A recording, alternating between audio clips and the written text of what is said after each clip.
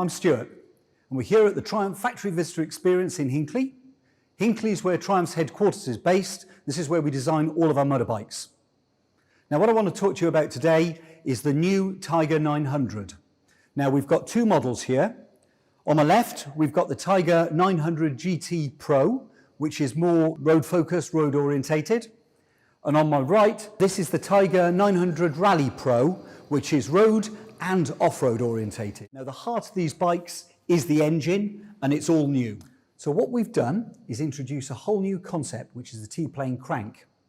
What that gives us is the ability to offer more feel, more character, and give the rider more connection between the throttle and the rear wheel, especially off-road.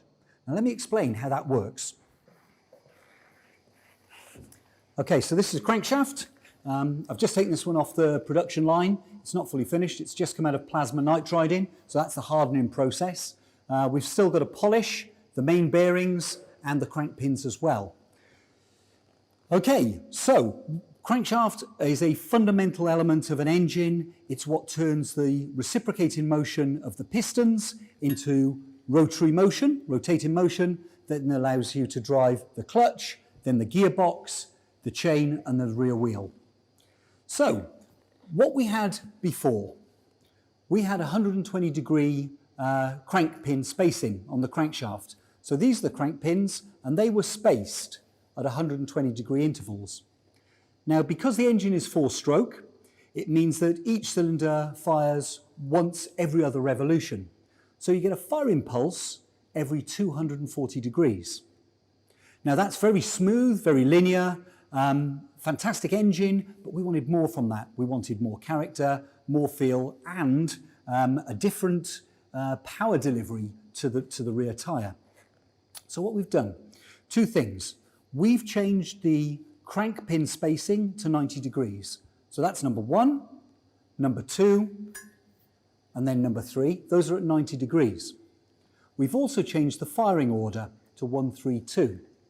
So now, because it fires once every other revolution, number one fires, it rotates 180 degrees, and number three fires. Then it has to rotate a further 270 degrees before number two fires, and then 270 degrees again before number one fires. So that gives us one short gap and two long gaps between the firing pulses, which gives you a completely different feel to the engine.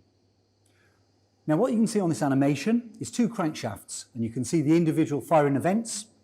On the left-hand side, we've got the Tiger 800 crankshaft with a 120 degree crank and 240 degree firing interval. On the right-hand side, you've got the new T-plane crank with a 90 degree crank pin spacings and the 180, 270, 270 firing interval. Now, what we wanted to achieve with the engine and the feel of the engine is not just about the crankshaft and the firing intervals. We've increased the capacity of the engine, and to do that, we needed to increase the cylinder bore diameter. We wanted to keep the same tight package size as we had with the Tiger 800, and we've come up with a really clever solution. So what we've got here is the cylinder barrels, and originally these would have been 3 separate parts, 1 per cylinder, and we had 74mm pistons in the Tiger 800. Now, we wanted to go to 78mm pistons, and there just wasn't enough space to have 3 separate liners. So what we've done is cast them as one piece.